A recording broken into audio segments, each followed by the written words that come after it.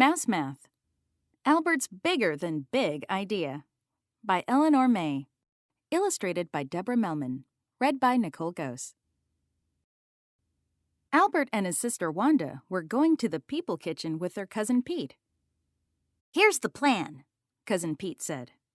"Head straight for that big fruit bowl. Snatch a piece of fruit and stuff it in your bag." Cousin Pete handed out the bags. His bag was small. Wanda's was smaller. Albert's was smallest. Small, smaller, smallest. "Why do I get the smallest bag?" Albert asked. "You're the smallest mouse," his sister pointed out. Small, smaller, smallest. "Don't worry about the bags," Cousin Pete said. "Worry about the cat." Albert smiled. "I may be the smallest, but I'm fast," he said. "That cat will not catch me." The three mice scrambled up onto the counter. Cousin Pete popped a strawberry into his small bag. Wanda squeezed a grape into her smaller bag. "Albert," Wanda said, "what in the world are you doing?" Albert dropped a plum. "I think that plum might be too big for you," Cousin Pete said. "It's not too big for me," Albert gasped. "but it is too big for my bag." "I know which fruit will fit in your bag," Wanda said. "The smallest fruit in the bowl, a blueberry. It's just right for the smallest bag. Small, smaller, smallest." When they got home, Albert went into his room and shut the door. Wanda knocked. "Want to play Cheesyland?" "No, thank you," Albert said. Their mother knocked. "I made blueberry muffins with your blueberry." "I'll eat one later, Mom," Albert said. Finally, Albert came out of his room. "Look what I made." "That's a big bag," his mother said. "Very big," Wanda said. Albert said, "I hope it's big enough for a plum."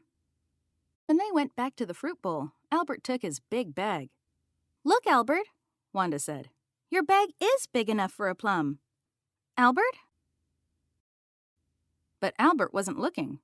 He was staring at a peach. "Wow," he said. "It's even bigger than a plum." Albert hardly spoke on the way home. After dinner, he went back into his room and shut the door. "Look what I made now," Albert said. "That's even bigger than your other bag," his mother said. Wanda said, "It's bigger than you." The next day, they went back to the fruit bowl. Wanda and Cousin Pete helped Albert load the peach into his bigger bag. "Okay, Albert, let's go," Cousin Pete said. "Albert?" Albert was staring at a watermelon. "Wow," he said. "That must be the biggest fruit in the whole world." Big, bigger, biggest. When they got home, Albert went into his room and shut the door. He stayed in there a long, long time. "Ta-da!" Albert announced. "My goodness," Albert's mother said. "That's the biggest bag yet." "It's the biggest bag I've ever seen," Wanda said. Big, bigger, biggest. When Cousin Pete arrived, he stared at Albert's bag. "How are you going to get that bag all the way up to the counter?" Albert hadn't thought about that. "We can do it together," Wanda said. As Cousin Pete scampered ahead, Wanda and Albert dragged the bag across the kitchen floor. A shadow fell across their path. The cat! It was very big as a watermelon, Albert thought, but with a lot more teeth. "Run, Albert!" Wanda said. Albert stared at the cat. He couldn't move. The cat pounced. Wanda yelled, "Albert, open the bag and jump!" Albert jumped one way. Wanda jumped the other. Then they scurried to safety. "Cousin Pete was right," Albert said. "That bag was too big."